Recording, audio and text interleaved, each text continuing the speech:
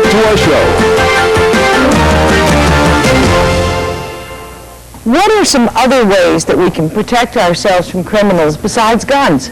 You could use self-defense. Go to like martial arts. Yeah, like karate and stuff. Get a guard, dude. Yeah, but security system. they can malfunction. Even if you know that a robber's in your house, what are you going to do about it after you know?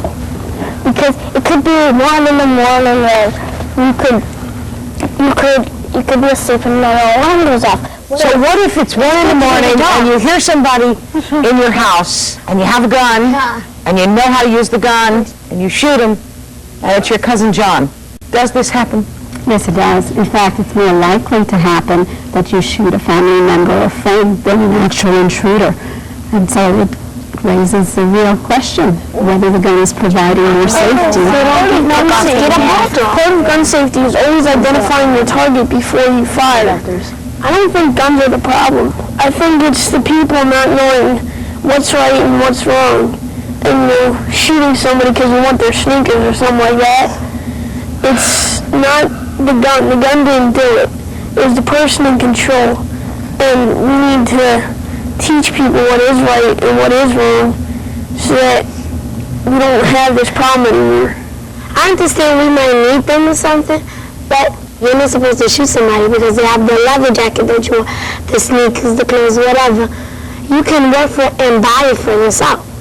But we should stop showing people guns and let people know how much gun violence is bothering us. We've all heard the phrase, being in the wrong place at the wrong time.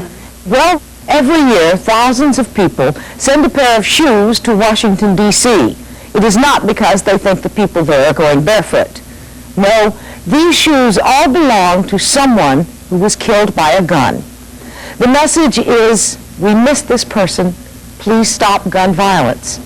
Very often these shoes belong to kids. You may have heard the phrase, caught in the crossfire. What that means is that somebody was hurt or killed by a gun simply because they were in the wrong place at the wrong time. They were caught in someone else's gunfire. The message of the shoes is still the same.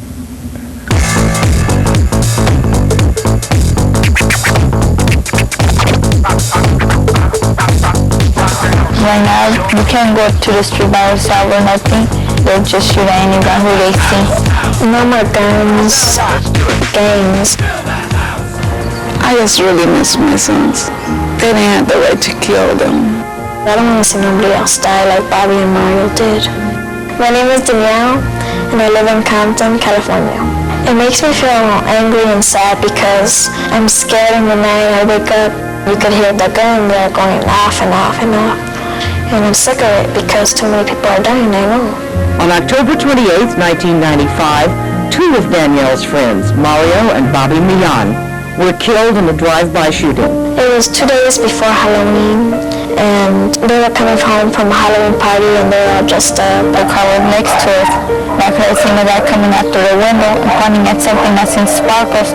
You could have heard like the gunshots. And that's when Mario said, oh, they're shooting at us, they're shooting at us. It was like 3:30 when the phone rang. They just told me that there had been an accident, that Bobby and Mario had been shot. And I told them they killed him.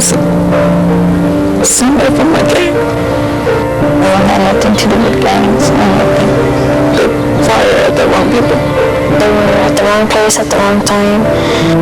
Every year, thousands of people in the U.S. die from gunfire. In September, families and friends send a pair of the victim's shoes to Washington, D.C., along with a letter or poem about the victim. It's part of the annual silent march against gun violence. Picking up the shoes that Bobby and Mario wear, they used so I could send them to Danielle, so she would send them to the march. I'm writing this letter to tell about how guns affected my life. I had two close friends of mine, Bobby and Mario Millan, and they got shot for no reason. My friends are doing it too. They know victims who have been shot and who have died. Gun violence affected my life the same year. In I can't imagine anyone has ever missed someone the way I miss you. I have seen many people get hurt or die because of gun violence. I think they should just stop manufacturing guns because we don't know who is affected in the way that all these crimes would stop. I hope people, when they see these shootings, they'll realize how much kids are getting killed by guns and gangs and stuff, and it hurts the families. And I'm sending this letter in loving memory of Bobby and Mary Millan, friends forever. My generation hasn't solved this problem. I hope that your generation can. But I want to thank you for being here, and I want to thank you for sharing your opinions with us. It is clear, however, that the debate about guns is not going to be settled today or anytime soon. Here is what we can all agree on. Too many kids are killed or hurt by guns, and nobody quite agrees on how to stop that. Guns exist, people use them for all kinds of reasons, good and bad. But one thing you can do is to treat a gun for what it is, a piece of machinery that has the capacity to kill. I'm Linda Ellerby. Goodbye for Nick News.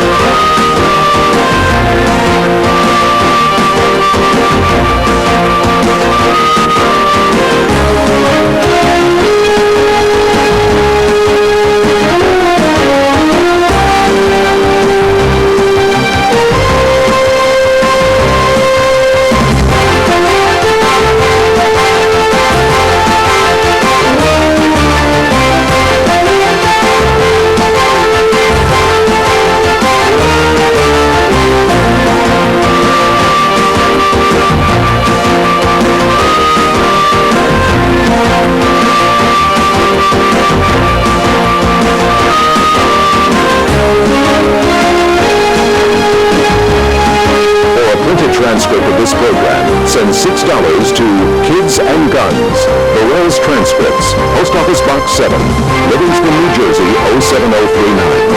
For credit card orders, call 1-800-777-TEXT.